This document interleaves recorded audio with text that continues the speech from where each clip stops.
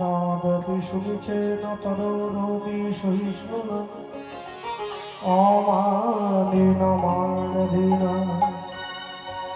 কীর্তনীয় সদা হরি কীর্তনীয় সদা হরি। জয় জয় জগন্নাথ জগন্নাথ মিশ্রানন্দ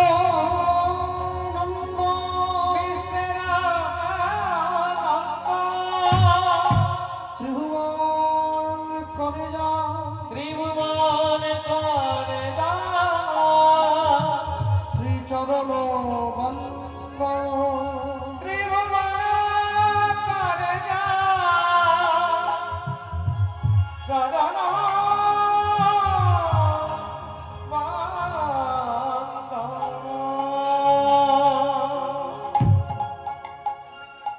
জনিতাই উপস্থিত মহামহালীলা সংকীর্তন রূপী মহত্তর যোগ্য অনুষ্ঠান কীর্তন প্রারম্ভে নিকটস্থ দূরগত অনাহুত আহুত নিমন্ত্রিত অনিমন্ত্রিত অল্প রিবাব্দি রাখা নিমন্ত্রিত অনিমন্ত্রিত যত ভক্তমণ্ডলী ভক্তিমতী মায়েরা আজকে ভক্ত ভগবানের মধুর লীলা গুণকথা শ্রবণ করবার জন্য উপস্থিত হয়েছেন তাদের সকলার শ্রীচরণে শতকোটি দণ্ডবাদ প্রণাম। নিকাই গৌর প্রেমানন্দে হরিবল হরিবল। অনন্ত অনন্ত কোটি বিশ্ব ব্রহ্মাণ্ডের যত নিকাই গৌর প্রেমানন্দে হরিবল হরিবল।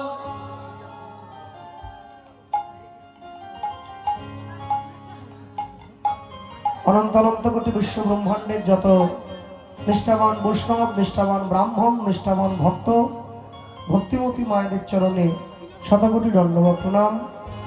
সারা বিশ্বের যত মহামানব যারা সাকারে নিরাকারে আমাদের মাঝে ইতিউতি অবস্থান করছেন সকল মহামানব বর্গের শ্রীচরণে শতকোটি দণ্ডবাদ প্রণাম। মানুষকে সম্মান দিলে সেই সম্মান ঈশ্বরে মিলে সর্বশাস্ত্রে তাহার প্রমাণ পাই। কবিচণ্ডী দাস যিনি উচ্চকণ্ঠে বলেছেন তিনি সবার উপরে মানুষ সত্য দেখো তাহার উপরে নাই। নিকাই গৌর প্রেমানন্দে হরিবল হরিবল। জয় নিতাই গৌর হরিবল। আজ থেকে 540 বছর পূর্বে কলিকালের মাটিতে শ্রীকৃষ্ণ চৈতন্য মহাপ্রভুর শুভ আবির্ভাব। সত্যযুগের ভগবান লক্ষ্মীনারায়ণ যুগল, ত্রেতা যুগের ভগবান রাম সীতা যুগল, দাপর যুগের ভগবান রাধা কৃষ্ণ যুগল, কলিযুগের ভগবান নিতাই গৌরাঙ্গ যুগল। এই কথা স্বীকার করতেই হবে, দুদিন আগে হোক বা দুদিন পরে। এই কথা অস্বীকারের জায়গা নেই আমাদের জীবনে। সত্যযুগে ভগবানকে পাওয়ার জন্যে যুদ্ধ করে ভগবৎ চরণটা অর্জন করতে হতো। কেন কথাটা বললাম? চৈতন্য মহাপ্রভু না এলেও আপনারা আমরা সকলেই হরিনাম পেয়ে যেতাম। কেন? হরিনাম হচ্ছে যুব ধর্ম। চারি যুগের চার ধর্ম জীবেরও কারণ। কলিযুগের ধর্ম হলো হরিনাম সংকীর্তন। অতএব এই হরিনাম সংকীর্তন কারো না কারো মাধ্যম দিয়ে আমাদের জীবনে ঠিকই পৌঁছে যেত। তাহলে মহাপ্রভু এসে আমাদের জীবনে একটা উপকার হলো। উপকারটা কি?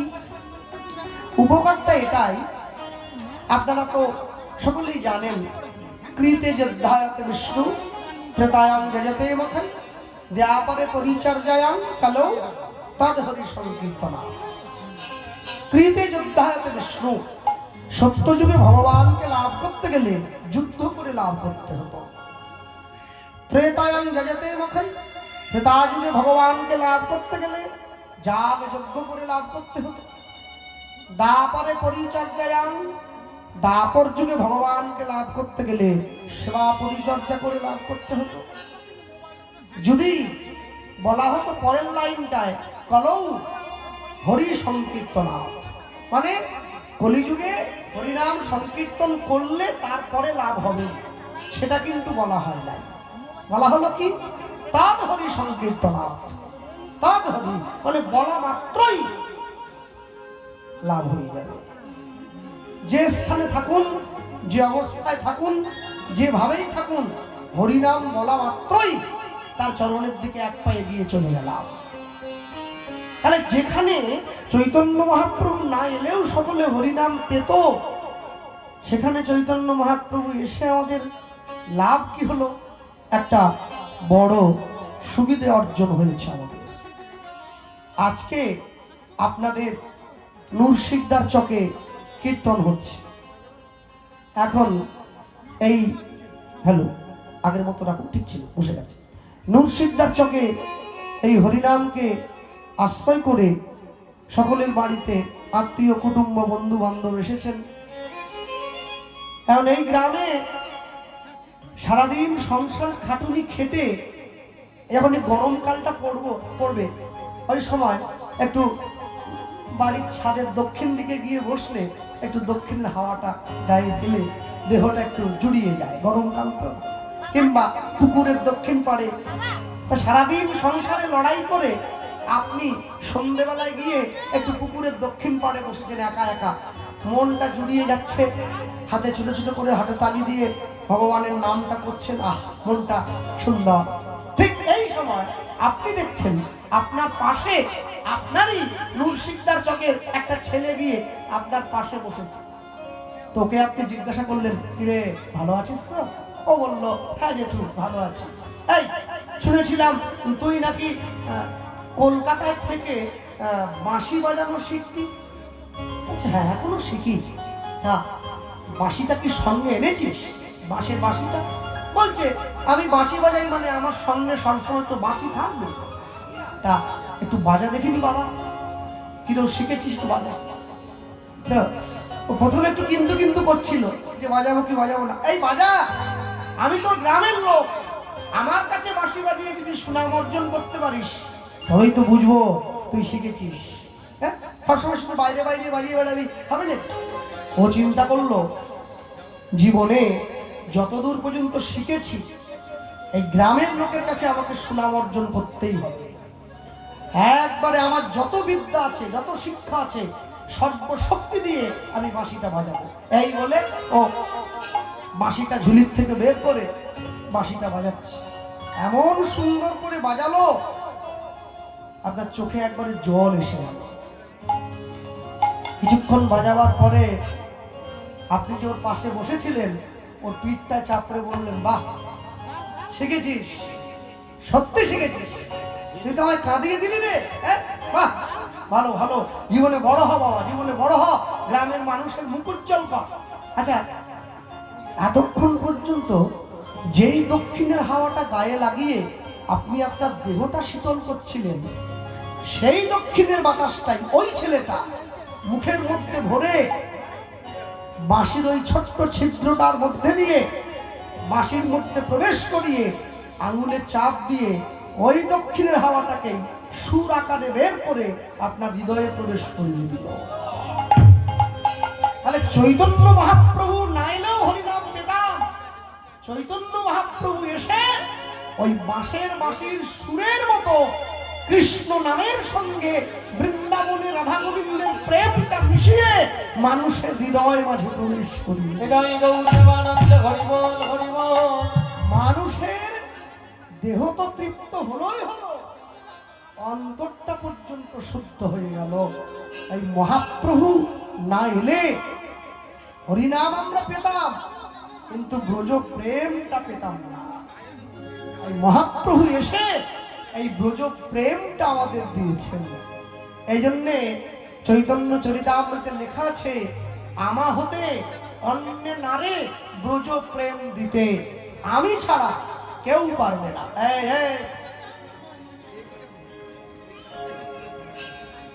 কৃষ্ণ যদি ছুটে ভক্তে ভক্তি মুক্তি দিয়া কহু প্রেম ভক্তি না দেয় রাখেন লুকাইয়া। যে সাক্ষাৎ ভগবান সে প্রেম ভক্তি নিজে লুকিয়ে রেখেছেন, ভক্তকে দেন নাই। কিন্তু চৈতন্য মহাপ্রভু তিনি লুকিয়ে রাখলেন না, মানুষের মধ্যে বিলিয়ে দিয়েছেন। যে হরিনাম পাওয়ার যোগ্য তাকেও দিলেন, যে হরিনাম পাওয়ার যোগ্য নয় তাকেও দিলেন। হাতে ধরলেন, পায়ে পড়লেন, মার খেলেন, বুকে জড়িয়ে ধরলেন, একটাই অনুরোধ জানালেন, জীব তুমি একবার কৃষ্ণ বলো। চৈতন্য মহাপ্রভু কোথাও বলেন নাই তুমি আমার নাম বলো, বারংবার বলেছেন তুমি কৃষ্ণ বলো। তাই জন্য মহাজন লিখেছেন জয় জয় জগন্নাথ বিশ্বনন্দন। তাহলে জয় জয় জগন্নাথ, প্রথমে জগন্নাথের জয় দেওয়া হলো। কে জগন্নাথ? যে জগন্নাথ পুরীর সমুদ্রের তীরে বসে আছে, প্রথমে তার জয়। এরপরে বলা হচ্ছে মিশ্রের নন্দন, মানে এরপরে জগন্নাথ মিশ্রের ছেলের জয়। নন্দন মানে ছেলে, জগন্নাথ মিশ্রের ছেলেকে চৈতন্য মহাপ্রভু। তাহলে আগে জগতের নাথ জগন্নাথের জয় দিলেন, এরপরে চৈতন্য মহাপ্রভুর জয় দিলেন, এরপর লিখছেন ত্রিভুবন করে যাওয়ার চরণবন্ধ। ত্রিভুবন তো দুজনকেই ভালোবাসে, পুরীর সমুদ্রের ধারে যে জগন্নাথ বসে আছে তাকেও ভালোবাসে, আর যে জগন্নাথ মিশ্রের ছেলে নবদ্বীপে জন্ম হয়েছে তাকেও ভালোবাসে, কাউকে বাদ দেয় না। পুষ্পম মহাজন আরো পরিষ্কার করছেন, কি লিখলেন? ওগো কেহ বলে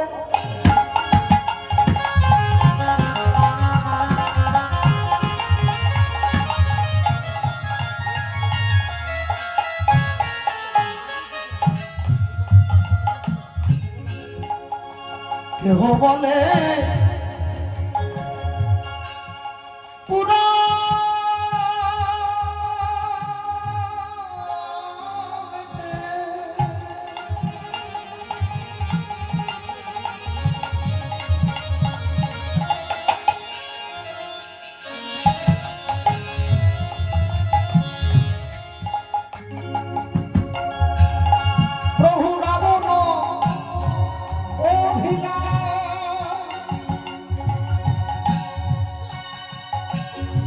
গোলকের বৈভব লীলা প্রকাশ করিলা।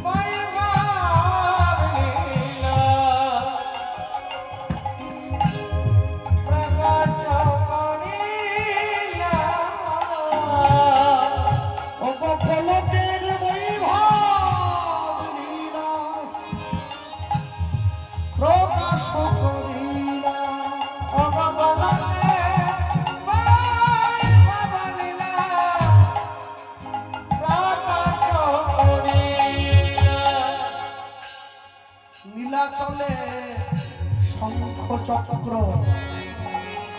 গদা পদ্ম ধর, অবনীলা চলে শঙ্খ চক্র গদা পদ্ম ধর। নদিয়া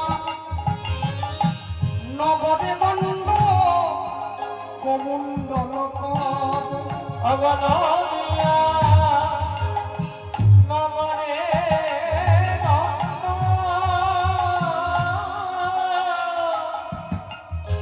কমণ্ডল। বললি সেই তো আবার এসেছে, বলি সেই তো আবার এসেছে। ওই যে পলির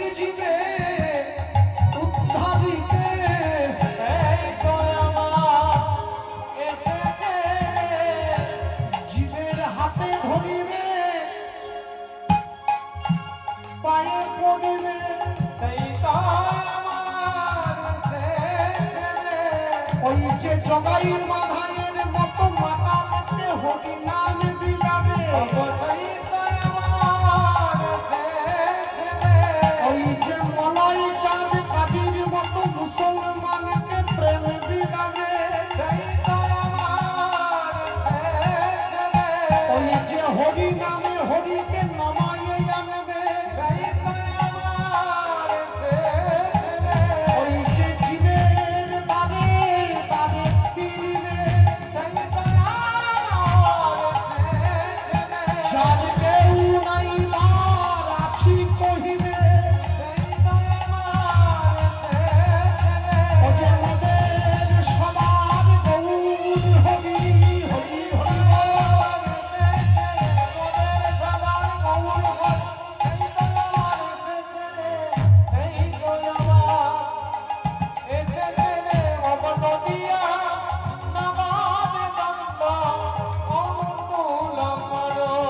ওই যে নদিয়া নবাবে গঙ্গা কমণ্ডল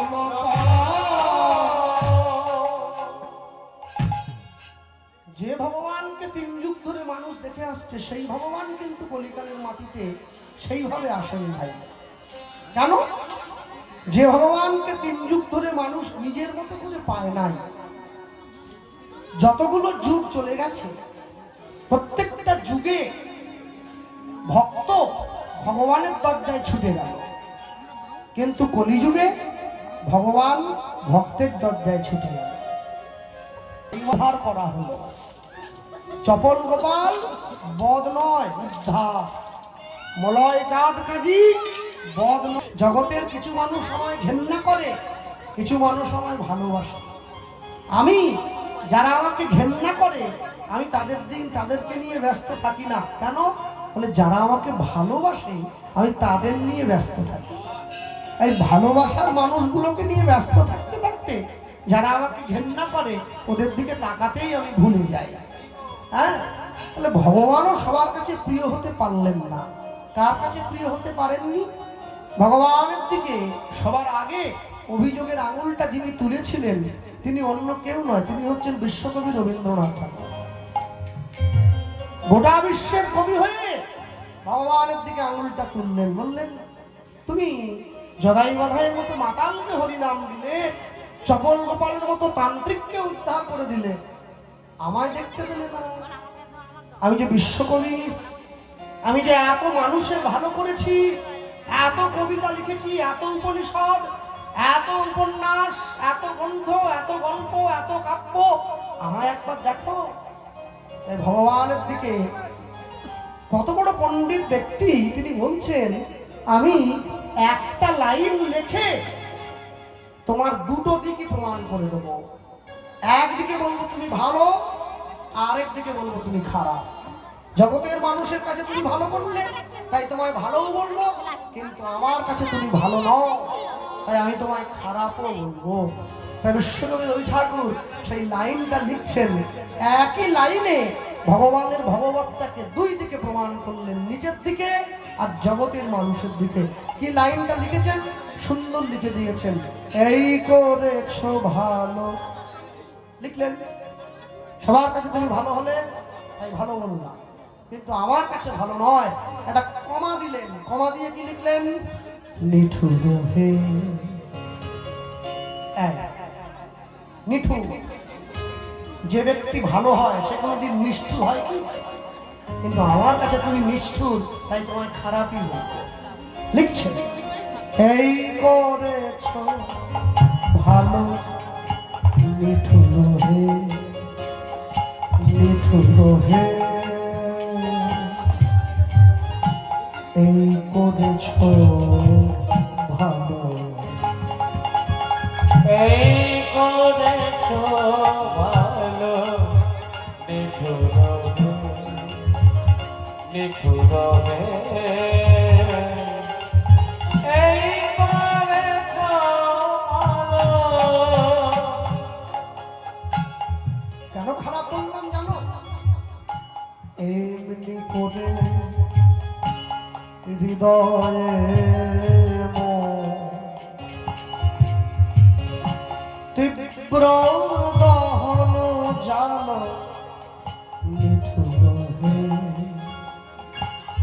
নিঠুর হে এই করেছ ভালো এই করেছ ভালো নিঠুর হে নিঠুর হে এই করেছ ভালো ভগবান মন্দিরে যে ধূপটা জ্বলে প্রত্যেকদিন মায়েরা গিয়ে ভগবান মন্দিরে ধূপ জ্বালায়, যে ধূপের সুগন্ধে পুরো মন্দিরটা ভরে যায়। আচ্ছা, কোনোদিনও কি ধূপটার কাছে গিয়ে প্রশ্ন করেছেন, আচ্ছা তুমি যে নিজে পুড়ে গিয়ে পুরো মন্দিরটাকে সুগন্ধ দান করছো, তোমার কষ্ট হচ্ছে না তো? ধূপ কাকে বলে? ধূপের সংজ্ঞা কি? বৈষ্ণবীয় শাস্ত্র বলছেন, যে বস্তু আমাদের মনের অশেষ কালিমাকে ধৃত করে অর্থাৎ দহন করে, সেই বস্তুটার নাম হচ্ছে ধূপ। মন্দিরটা সুগন্ধে ভরে গেছে, আমার অন্তরটা ভরে গেছে, ধূপ নিজে পুড়ে গেছে। বিশ্বকবি বলছেন, প্রভু তুমিও তো ধূপের মতো নিজে পুড়ে গিয়ে কলিযুগের জীবের দরজায় তোমার সুগন্ধ বিলিয়ে দিলে, অর্জুনের রথের সারথি হয়ে গেলে। বাহ, কত কষ্ট হয়েছে তোমার, 13টা বছর রথের দড়িটা হাতে ধরে আছো। তুমি জগাই বাধাইয়ের মতো মাতালের কাছে গিয়ে মারও খেলে, কত রক্ত ঝরেছে তোমার, তবু তুমি হরিনাম রূপী সুগন্ধ বিলিয়ে দিলে। জানো, ঠাকুর ঘরের মধ্যে যখন প্রদীপটা জ্বলে, প্রদীপের আলোয় পুরো ঠাকুর ঘরটা আলোয় ভরে যায়, প্রদীপের তলাটা অন্ধকারে রয়ে যায়। প্রদীপটার দিকে কেউ দেখে না, সবাই আলোটার দিকে দেখে। আমারে ধূপ না পোড়ালে গন্ধ কিছুই নাহি ঢালে। আমারে ধোনা পুরালে গন্ধ কিছু নাহি ঢালে। আমার ধূপ না পোড়ালে গন্ধ কিছুই নাহি ঢালে। আমারে ধোনা পুরালে গন্ধ কিছু নাহি ঢালে। আমার দীপ না জ্বালালে দেয় না প্রভু আলো। নিঠুরবে নিঠুরবে এই করেছো ভালো, এই করেছো ভালো। নিঠুরবে নিঠুরবে এই করেছো ভালো। ভগবান ভালোবেসে সকলে পাগল হলো, বনের হিংস্র যন্ত্র পর্যন্ত তার চোখে জল এসে গেল।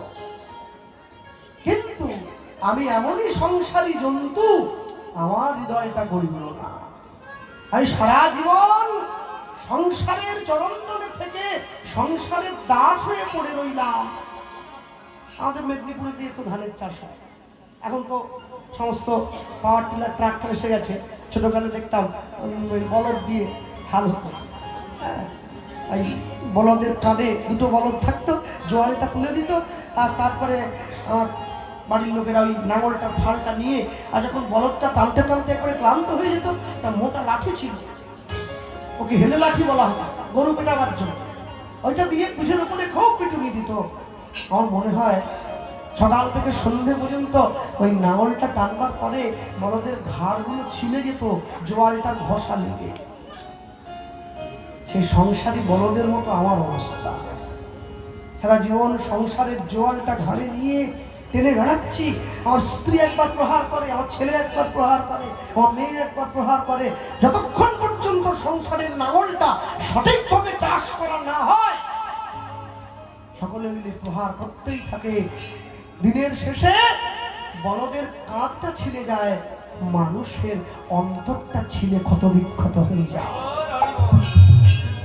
ক্ষতবিক্ষত হয়ে গেছে। শঙ্করাচার্য লিখলেন, যাবৎ বৃত্ত পার্জন শক্তা তাবন নিজ পরিবার দত্ত তদনুচ জরয়া চর্চল দেহে বারবাং কপিল বৃক্ষদিকে। যাবৎ বৃত্ত পার্জন শক্ত, যে কদিন পর্যন্ত তুমি অর্থ উপার্জন করতে পারবে, তাবন নিজ পরিবার দত্ত, সে কদিন পর্যন্ত তোমার এই সংসার ভালোবাসবে। তদনুচ জরয়া চর্চল দেহে, যেদিন জরায় তোমার দেহটা জরাজীর্ণ হবে, বারবাং কপিল বৃক্ষদি গেহে, কেউ ডেকেও খোঁজ নেবে না, বাবা কেমন আছো, মা কেমন আছো। এটাই সংসার, এটাই সংসার। সবসময়ের জন্য জানবেন, পৃথিবীতে মনুষ্য জীবনের প্রথম কর্তব্য হলো লেখাপড়া করা, বড় হওয়া, মানুষ হওয়া, সংসার প্রতিপালন করা।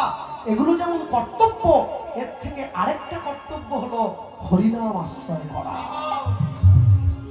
করতেই হবে, আজ হোক বা কাল, কাল হোক বা পরশু। যদি আশ্রয় না করি, আশ্রয় করিয়া ভজে তারে কৃষ্ণ নাহি ত্যাজে, আর সব মরে অকারণ।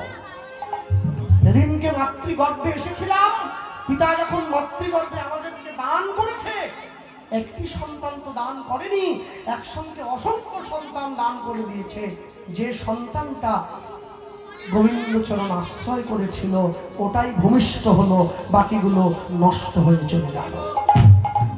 তাহলে আশ্রয় তো মাতৃগর্ভ থেকেই করে নিয়েছি, তাহলে জন্মাবার পরে এখানে আমি বাদ দেবো কেন?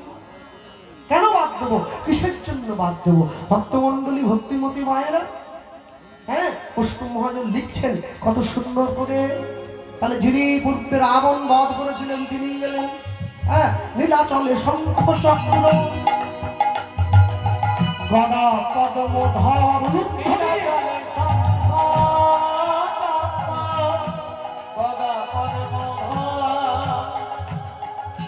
নদিয়া নগরে দণ্ড কমণ্ডল, নদিয়া নগরে কমণ্ডল বাসুদেব ঘোষে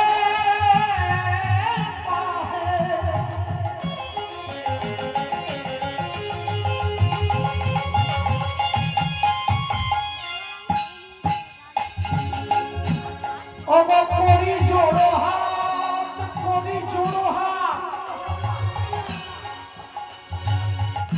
যেই সেই কৃষ্ণ, সেই তো জগন্নাথ। হরি হরি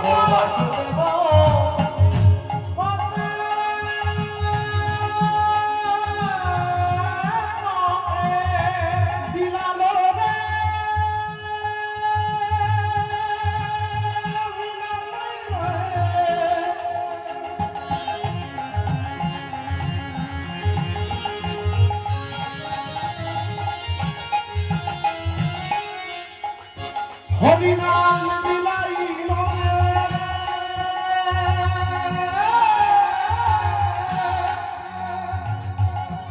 জীবের দানে দানে নাম, দানে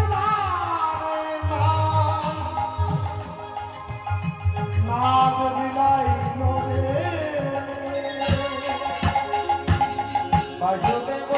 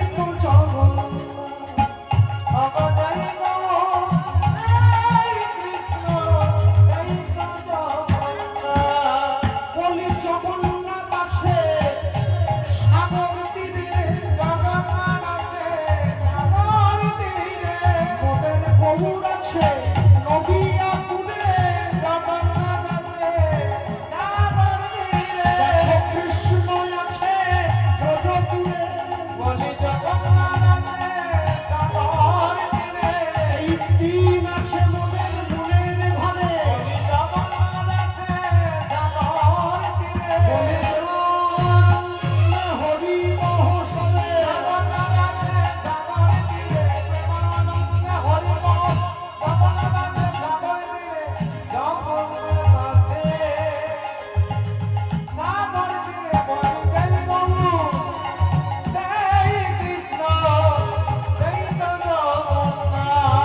ওগো জয় গৌর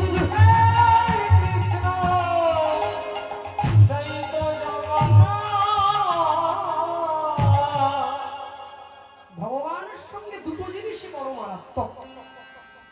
ভগবানের সঙ্গে মিথ্যতা করলেও মারাত্মক, ভগবানের সঙ্গে শত্রুতা করলে আরো মারাত্মক। দুদিক দিয়েই লাভ করা যায়। বৃন্দাবনের ব্রজগোপী যারা, তারাও কৃষ্ণ পেয়েছে। কুরুক্ষেত্রের মাঠে গিয়ে দুর্যোধন, দুঃশাসন, শকুনি, এরাও কৃষ্ণ পেয়েছে। দুটো পাওয়া কি এক হয়ে গেল? একবার কে মায়ের হাতের খাবার আর হোটেলে গিয়ে কিনে খাওয়া খাবার, দুটো স্বাদ কি এক হয়ে যায়? কোনোদিন হয় না। কেন?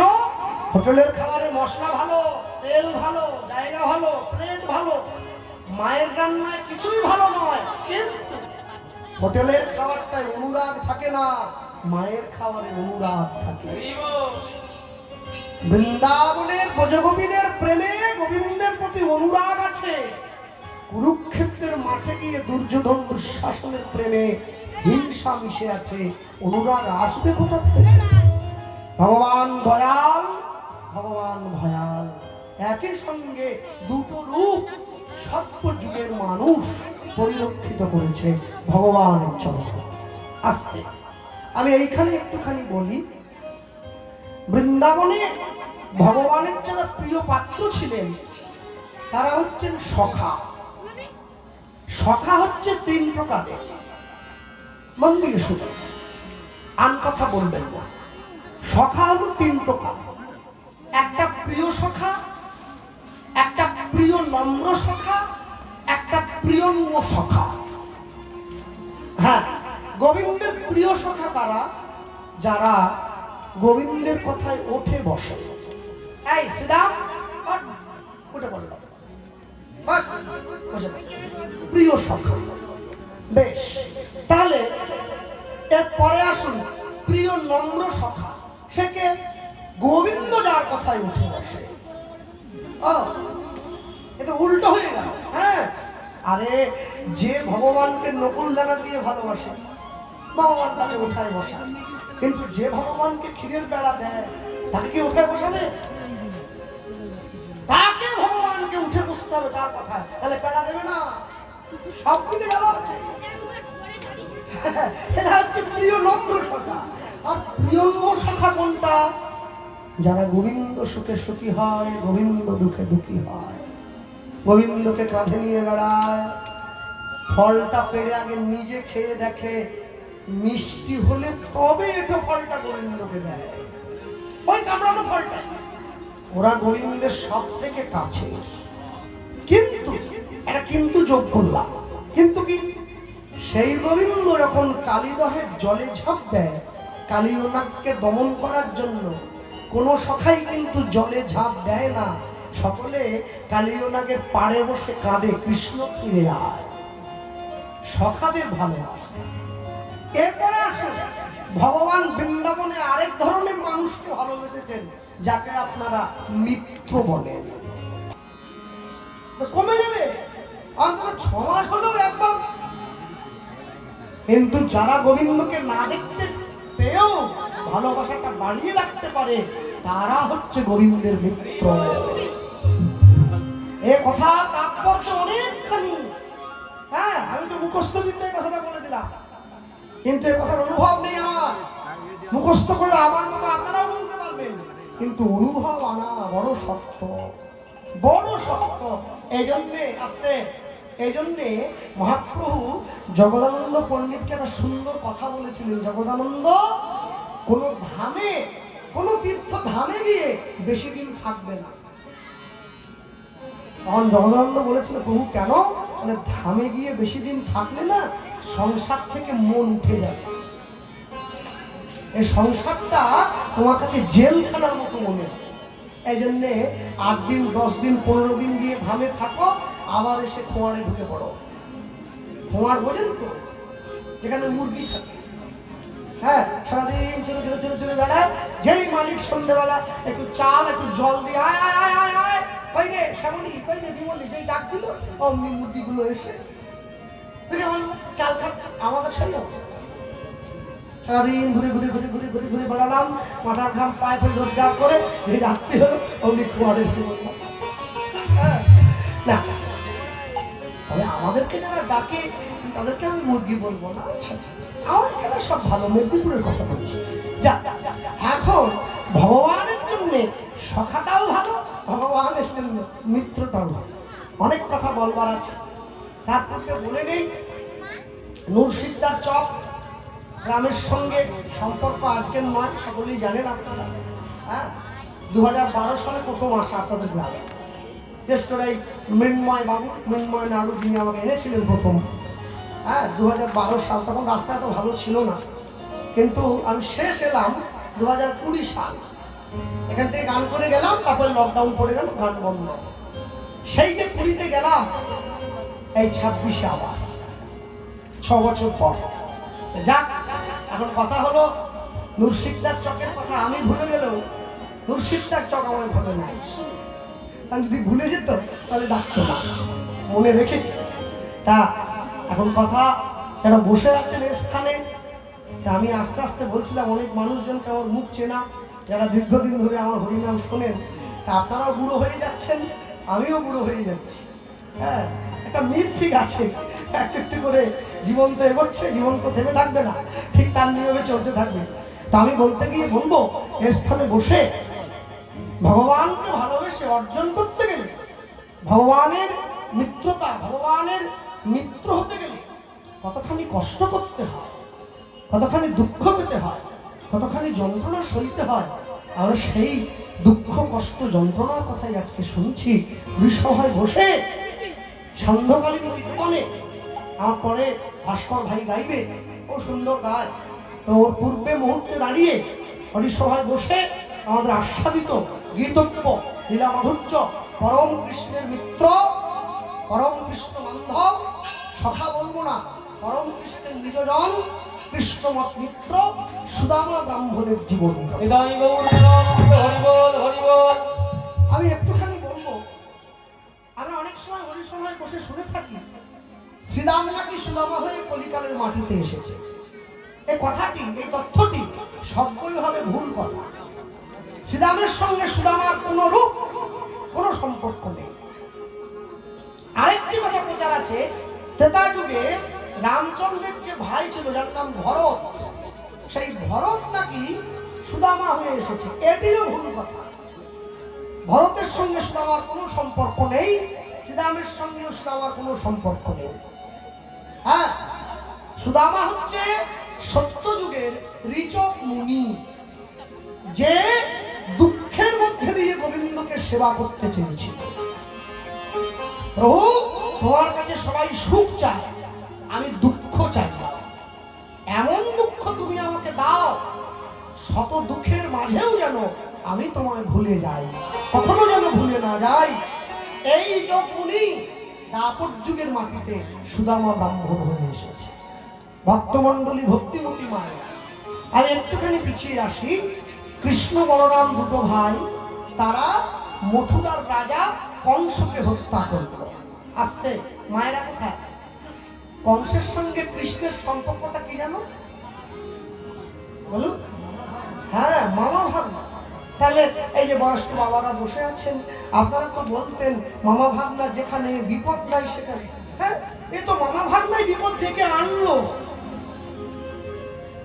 এই মামা ভাগনাই তো বড় বিপদ।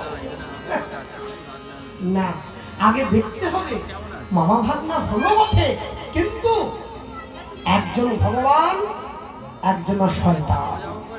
দুজনের তো এক চরিত্র নয়, অনেক দূরত্ব দুজনের মাঝে। কাকে বধ করলো? দাপর যুগে অত্যাচারী রাজা কংসকে বংশ হত্যা করে কংসের বাবা উগ্রসেন দাদু উগ্রসেনকে মথুরার সিংহাসনে বসিয়েছে কৃষ্ণ বলরাম দুই ভাই। তাহলে মামা বাড়ি ভারী মজা, কিল চড়না, দুই নাতি গিয়ে দাদুর দুই দিকে, ও দাদু আমরা কিন্তু আর বাড়ি যাবো না। হ্যাঁ যাবি না? না এত বড় সম্পত্তি তোমার, কাকে দেবে তুমি? আমাকে তুমি করে দাও।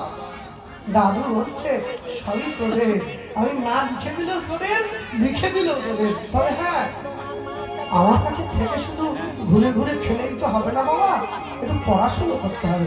সব পরে হবে, এখন আজকে আনন্দের দিন। মথুরাবাসী ছুটে এসেছে, মথুরার মায়েরা ছুটে এসেছে, বাবারা ছুটে এসেছে, মথুরার কৃষ্ণ এসেছে। ওগো জয় জয় ধ্বনি ওঠে,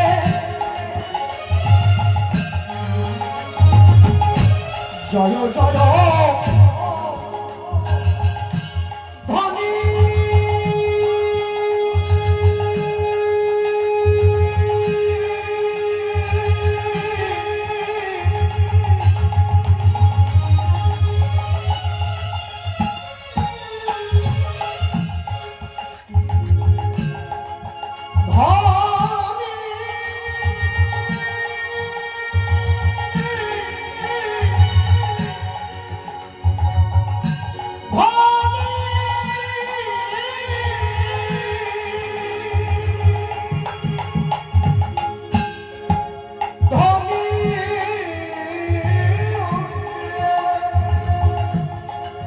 জয় জয়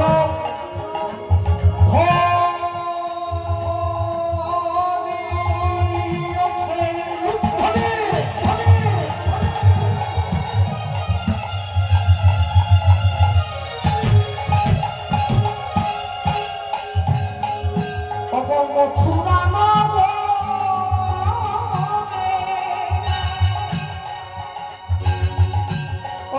পাপ মোচন হইল আজি,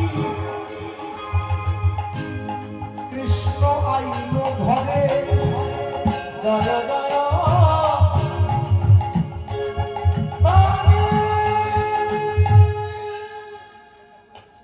একটু হাত তোলা যায়, তালি দেওয়া যায়। জয় জয় ধ্বনি ওঠে, ধ্বনি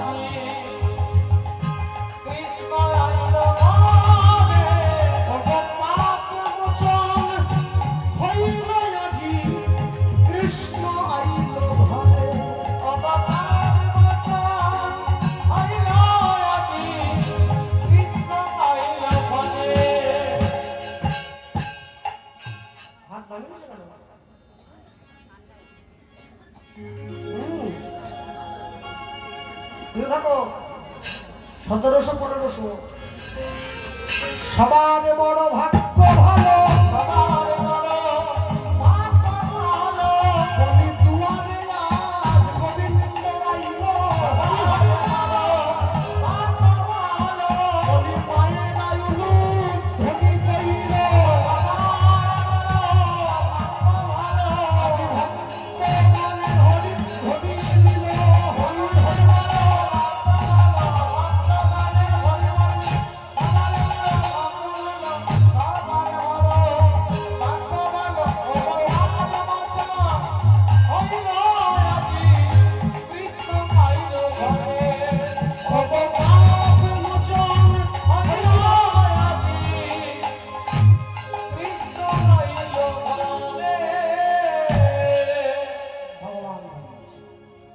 মথুরাবাসী সকলে মিলে ছুটে গিয়েছে। বলো ভগবান শ্রীকৃষ্ণচন্দ্রকে জয়, বলরাম বলরাম দেবকে জয়, নিতাই গৌর প্রেমানন্দে, জয় গৌর হরি বল, নিতাই গৌর হরি হরি বল। দাদু তাহলে আজ থেকে আমি থাকবো তোমার কাছে দুইজন। হ্যাঁ আমার বাড়ি ভারী মজা, খিলচর নাই। দাদু বলছেন আমার কাছে থাকবে তোমরা দুটো ভাই, এ তো বড় আনন্দের কথা, দুটোই ভালো। কিন্তু আমার একটা কথা আছে। কি কথা? শোনো, জীবনের সব ভালো, জীবনের সব কল্যাণকর কর, জীবনের সব মঙ্গল। কিন্তু পড়াশুনো না করলে জীবনে তো কোনো কিছুই স্থায়ী হবে না। না, পড়াশুনো করবো না। কে বলছে? দুই ভাই কৃষ্ণ বলরাম, যারা নাকি গোটা জগৎকে শিক্ষা দিয়ে বেড়ায়, যে নাকি অর্জুনকে কুরুক্ষেত্রের যুদ্ধের আগে বিশ্বের যত শিক্ষা সব দিয়ে দিল, তাকে বলছে পড়াশুনো করার জন্য। মনে রাখবেন, এই এই এই সরল মন না হলে গোবিন্দ পাওয়া যায় না। তা দাদু, হ্যাঁ, স্বদেশে পূজ্যতে রাজা বিদ্যান সর্বত্র পূজ্যতে। হ্যাঁ, ঠিক, যে বিদ্যান ব্যক্তি হয় সে সব দেশে পুজো পায়, সব দেশ, সারা বিশ্ব। আর যে রাজা হয় নিজের রাজ্যে পুজো পায়, কোনো দাম নেই তার। তা দাদু, তাহলে পড়াশোনা করতে হবে। হ্যাঁ, তা মারবে না তো? কে যার কাছে পড়ালেখা করতে যাব? আমার পরিচিত লোক, কেন মারবে? তা তুমি ঠিক করে দাও। মুনি কৃষ্ণ বলরামের শিক্ষার গুরু। শান্তিপুনি মুনির বাড়ি কোথায়? অবন্তীনগর, যেখানে আশ্রম তৈরি করেছে। অবন্তীনগরটা কোন জায়গায়? বর্তমান গুজরাটের পূর্বাঞ্চল বলে একটা জায়গা, ওটাই অবন্তীনগর। কলকাতার থেকে 1630 কিলোমিটার পথ অবন্তীনগর। আর সেই শান্তিপুনি মুনির আশ্রমে আরেকজন লেখাপড়া করতে আসছেন। তিনি কে? তিনি হচ্ছেন মধ্যপ্রদেশের উজ্জয়িনী থেকে। মধ্যপ্রদেশের উজ্জয়িনী কোথায়? কলকাতা থেকে 1840 কিলোমিটার পথ। সুদামা ব্রাহ্মণ। সুদামার বাবাকে মাটুকা ব্রাহ্মণ, মাকে রকনা দেবী। সুদামা এসে দাঁড়িয়েছে, দুয়ারে দাঁড়িয়ে আছে। কৃষ্ণ বলরাম সোনার রথ থেকে নেমে শান্তিপুনি মুনিকে প্রণাম করছে। আস্তে, এইখানে একটু বলুন দেখি, আগেকার দিনে লেখাপড়া শেখার জন্য গুরুদেবের আশ্রমে যেতে হতো, ওরা তো তাই গেছে। জীবনের 4টে ধাপ: ব্রহ্মচর্য, গার্হস্থ্য, বানপ্রস্থ, সন্ন্যাস। 4টে ধাপ। 10 বছর থেকে 25 বছর পর্যন্ত ব্রহ্মচর্য, 25 থেকে 45 পর্যন্ত গার্হস্থ্য, 45 থেকে 55 পর্যন্ত বানপ্রস্থ, 55 পরে সন্ন্যাস। আশ্রমে গিয়ে দাঁড়িয়েছে। আচ্ছা, সুদামা তো গরিবের ছেলে, মানে ব্রাহ্মণের ছেলে, গরিব ব্রাহ্মণ। আর কৃষ্ণ বলরাম এরা তো গরিব ব্রাহ্মণ নয়, এ তো কোটিপতির সন্তান। তাহলে ব্রাহ্মণ আর কোটিপতি একসঙ্গে দুজনে একই গুরুর কাছে লেখাপড়া শিখছে। এখানেই প্রমাণ হয় আগেকার দিনে পয়সা দিয়ে শিক্ষার মান উন্নতি করা হতো না, বুদ্ধিমত্তা দিয়ে শিক্ষা রাখা হতো। সকলেই গুরুর কাছে সমান অধিকার পেত। কৃষ্ণ যে গুরুর কাছে, সুদামাও সেই গুরুর কাছে। হ্যাঁ, গিয়ে দাঁড়িয়েছেন। আজকে কৃষ্ণ গিয়ে গুরুদেবকে প্রণাম করছেন। গুরু ব্রহ্মা, গুরু বিষ্ণু, গুরুদেব মহেশ্বর, গুরু সাক্ষাৎ পরব্রহ্ম, তস্मै শ্রী গুরবে নমঃ। এখানে গুরুদেব প্রণাম করেছেন। জগতের যত দেবদেবী আছে, দেবদেবীকে প্রণাম করতে হয় ডান দিক থেকে, ভগবানকে প্রণাম করতে হয় বাম দিক থেকে, সাধুগুরু বৈষ্ণবকে প্রণাম করতে হয় সামনে থেকে। তা কৃষ্ণ বলরাম প্রণাম করে উঠে দাঁড়িয়েছে। কিন্তু আস্তে, কথা নয়, সুদামা অনেকক্ষণ থেকে এক দৃষ্টে কৃষ্ণের দিকে তাকিয়ে আছে। বাহ, ছেলেটা ভালো তো। গায়ে একদম কালো হলে কি হবে? হোক বড় হোক। এখন কৃষ্ণের দিকে যে সুদামা তাকিয়ে আছে এক দৃষ্টে, এটা আবার বলরামের ভালো লাগছে না। বলরাম মনে মনে চিন্তা করছে, তাহলে আমার ভাইয়ের যে এই গলায় সোনার হার, মাথায় যে সোনার চূড়ো, এই কোমরে সোনার বাঁশি, এই বেটা মনে হয় এইসবের দিকে হ্যাঁ লোক দিচ্ছে। একটা ভিখারি তোকে দাঁড়া, হ্যাঁ তোর একদিন কি দাঁড়া রে, ফাঁকে পাই না। ও তো ওটা দেখছে না, ওটা দেখছে না। কি দেখছে আমি পরে গিয়ে বলছি। গুরুদেব ডাক দিলেন, সুদামা এসো। সুদামা গিয়ে গুরুদেবের চরণে হাত দিয়ে প্রণাম করছেন। পুষ্কর মহাজন লিখেছেন পদাবলীর মধ্যে দিয়ে, এখন গুরুদেবকে প্রণাম করবেন, কি বলবেন? জয় জয় শ্রী গুরু।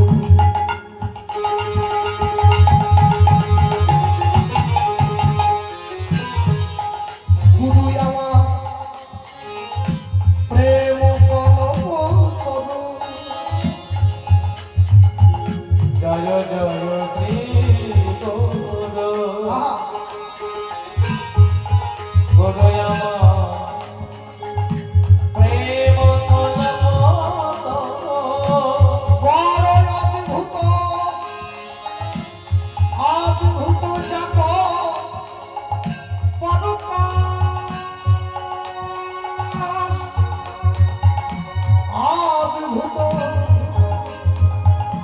জগৎ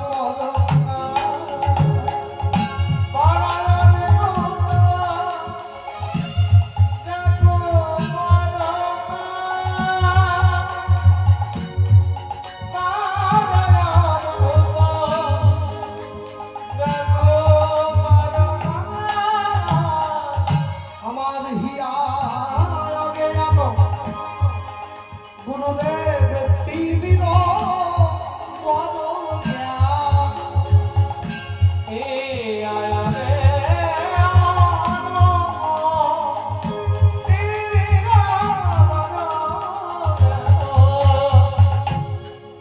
আকাশের চাঁদ উঠলে দেহের বাইরে না আলোয় ভরে যায়,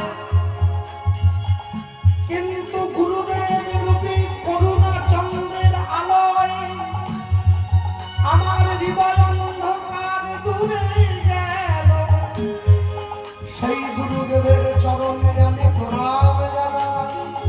জ্ঞান সুচন্দ্র কিরণে করুণা রূপ ধরে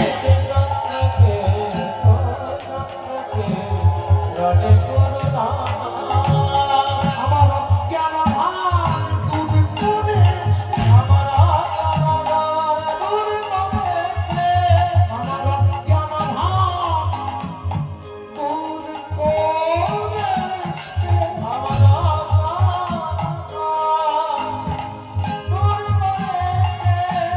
জ্ঞানের বাতি জ্বালায় দিয়ে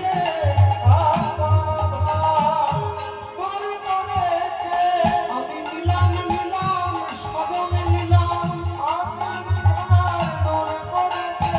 আমার পরম দয়াল শ্রী গুরুদেবের চরণ তলে আমার চরণ তলে আশ্রয় দিও। আমি তোমার চরণে সব সম্মান হরি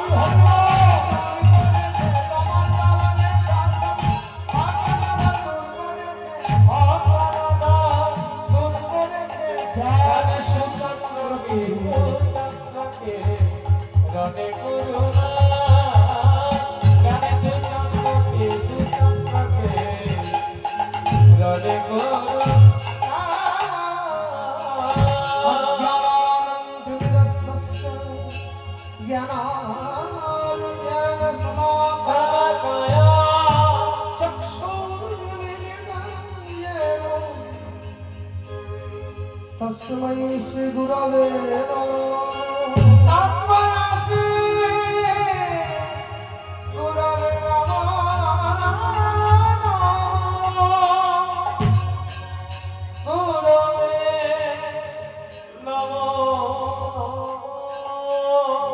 বেশ, শুধু আমাকে তুলে ধরে সন্দীপুনি মুনি বুকের মধ্যে জড়িয়ে ধরেছে।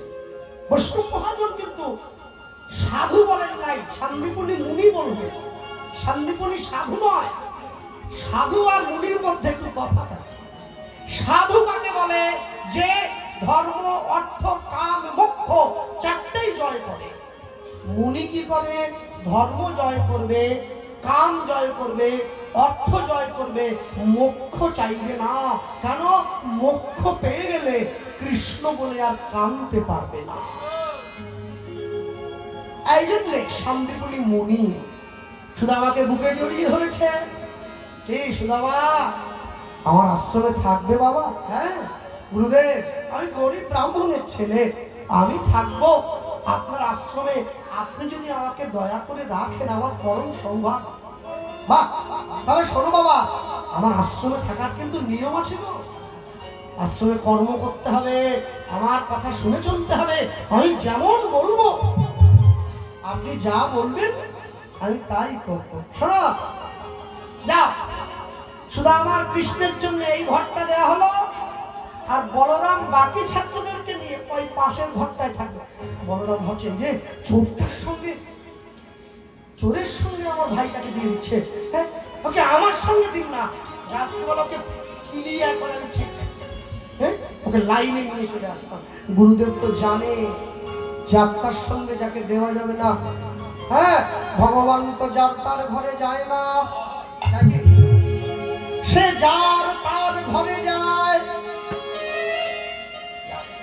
যাও, হ্যাঁ, এখানে তো বলার আমার শ্রী গুরুদেব বলেন, শান্তিপুনি মুনি কৃষ্ণ আর সুদামাকে যে ঘরটায় থাকার জন্য ঠিক করে দিলেন, ওই ঘরটা অবন্তী নগরে শান্তিপুনি মুনির নিজের ঘরের থেকে 108 পা দূরে অবস্থিত। গুণী 108 পা। যারা বৈষ্ণব হয়েছে, ভক্ত হয়েছে, নাম মালিকায় মালা জপ করে, মালায় কটা কাঠি আছে? 108। শূন্য হচ্ছে ব্রহ্ম, শূন্যটা উঠিয়ে দিলে 18। 18 হচ্ছে যোগ সংখ্যা। এই জন্যে মাঝে মাঝে হাতে পয়সা হলেই শুধু দীঘা চলে গেলে হবে না, দার্জিলিং চলে গেলে হবে না। হাতে তো পয়সা হলো, তুলুম করে দীঘা চলে গেলাম, দার্জিলিং চলে গেলাম, মন্দারমণি চলে গেলাম, বকখালি না। মাঝে মাঝে ভারতবর্ষের তীর্থস্থানের ধুলিগুলো একটু গায়ে মাখতে হয়, একটু মাখবেন। তীর্থস্থানের ধুলিগুলো গায়ে মাখলে আপনারা, আমরা যে সনাতন ধর্মের মানুষ, এই ধর্ম সম্পর্কে যে অবচৈতন্য আমাদের মধ্যে ঘুরে বেড়াচ্ছে, এটা একটু একটু করে দূরে চলে যাবে।